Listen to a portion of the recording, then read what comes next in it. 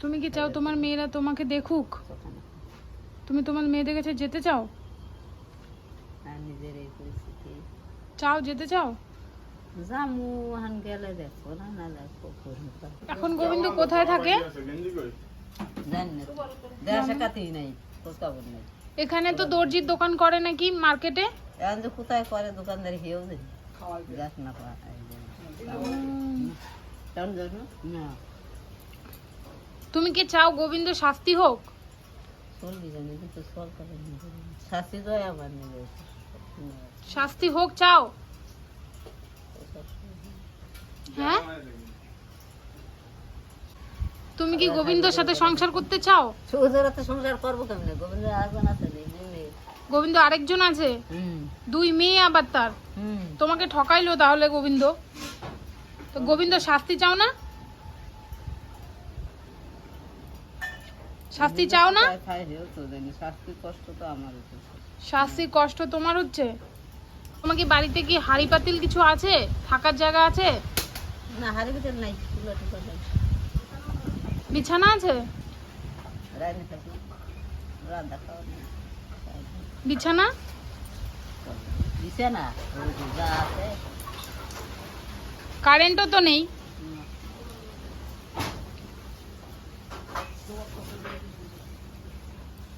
কেউ অত্যাচার করে বাড়িতে?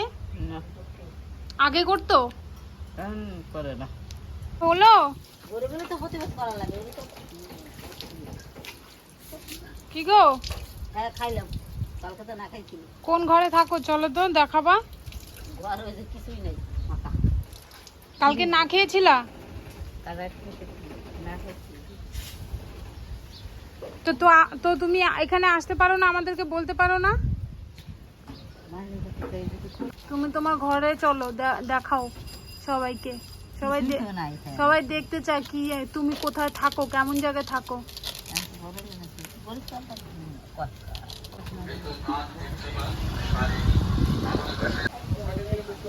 এই যে দেখুন, ওর ঘরে যাচ্ছি আমরা এখন।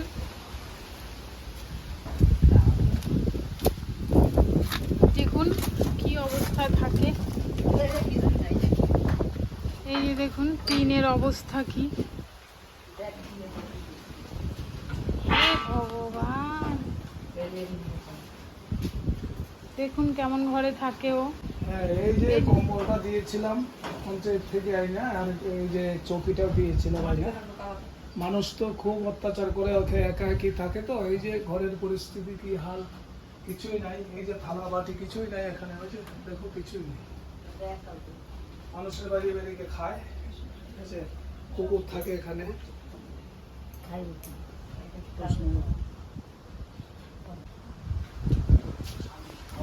তোমার মেয়েদের নাম কি? তোমার শ্বশুর শাশুড়ির নাম কি? শ্বশুর শাশুড়ির নাম কি? শ্বশুর শাশুড়ির নাম কি? বলো, নাম বলো। আসবে তোমাকে নিতে, বলো নাম বলো। শ্বশুর শাশুড়ির নাম তো শ্বশুরের নাম কথা কই কি রামজীবন বল্লভ। রামজীবন বল্লভ। আর শাশুড়ির নাম? সরস্বতী। ওরা তোমাকে আসে, দেখতে আসে? হেরা তো হেন কেউ আয় না, খায় না, আসে না। আয় না। মেয়েদের বিয়ে হয়েছে? মেয়েদের বর্ডার বিয়ে হয়েছে নাকি, আর সুটটা জানিও না, নিজে নিজে যে করে তুমি কি চাও তোমার মেয়েরা তোমাকে দেখুক? তুমি তোমার মেয়েদের কাছে যেতে চাও? নিজের এই পরিস্থিতি চাও, যেতে চাও? জামু হান গেলে দেখো না, না দেখো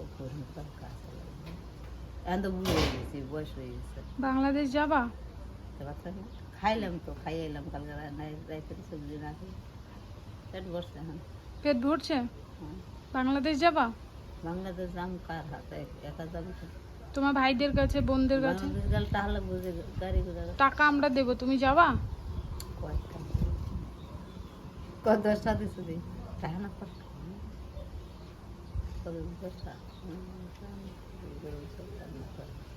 যদি আবার খিদে পায় তুমি খাই লেবো। কালকে ছিলাম রাইতে না খাই, এখন খাই লেবো, পেট ভরলো। খাইতে খাবার খাই আমার মা তোমাকে ডাকে, খাবার জন্য ডাকে? এই তো ডাকে নেছে, তুই তো যাইতে পারো না, কইতে পারো না। এর আগেও ডাকছে? ডাকতে তুই করে চলতাম না রে, ডাকে আমি চলতে তো পার না। জামা কাপড় দেয়? জামাকে ভরে যা আছে পুরান দুরান কাম কাম করছি। এই কম্বল বিছানা কে এনে দিয়েছে তোমাকে? তুই চলতাম কে দিয়েছে?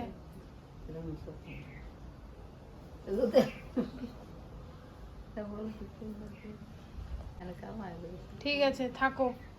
সবাইকে একটু বলে দাও, বলো যে তোমাকে একটু সাহায্য করতে বলো। বলো। কেউ দেয় না তো, দেবে দেবে, তুমি বলো। তুমি বলো তো, বলো তোমার মেয়েরা যেন তোমাকে ফেরত নেয়, তোমাকে দেখে।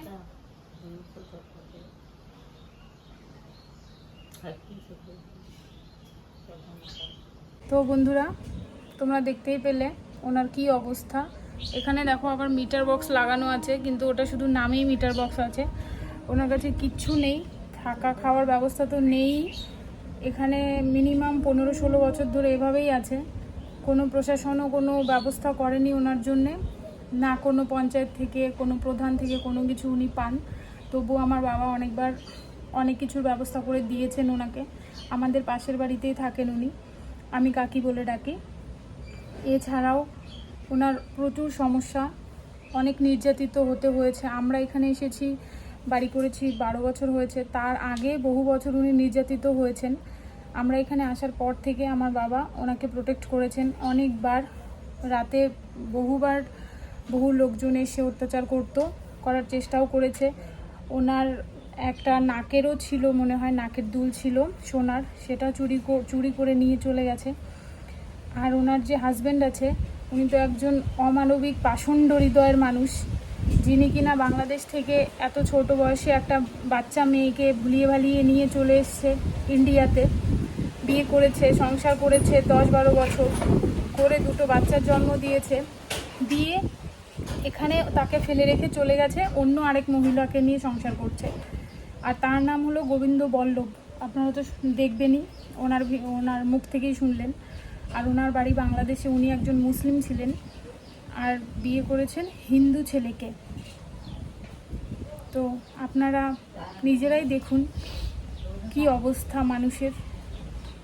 আর ওনাকে সাপোর্ট করার জন্য আপনারা প্লিজ এই ভিডিওটা শেয়ার করে দিন, যেন উনি একটা ভালো ঠিকানায় পৌঁছতে পারেন। হয়তো উনি ওনার বাবার কাছে পৌঁছতে পারেন, আর না হয় ওনার স্বামীকে যেন প্রেশারাইজড করে হলেও ওনার ভরণ পোষণের দায়িত্ব আমরা নিতে পারি।